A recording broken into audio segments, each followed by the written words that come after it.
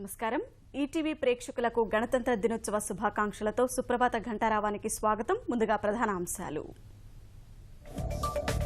గణతంత్ర వేడుకలకు సిద్ధమైన భారతావని, రాజ్పథ్ వద్ద సైనిక కవాతు, సంప్రదాయాలను చాటేలా శకటాల ప్రదర్శన.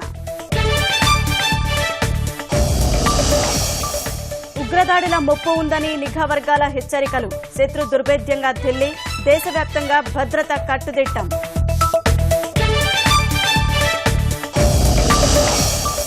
ప్రత్యేక హోదా నినాదంతో నిరసనకు విపక్షాల సన్నాహాలు, తప్పుడు ప్రచారాలు నమ్మవద్దన్న ఏపీ సీఎం చంద్రబాబు.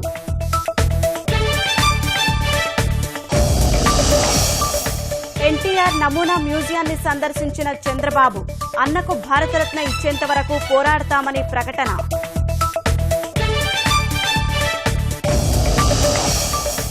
దశలవారీగా గురుకులాల్లో ఉద్యోగాల నియామకం, 23,000కు పైగా పోస్టులకు సీఎం కేసీఆర్ ఆమోదం.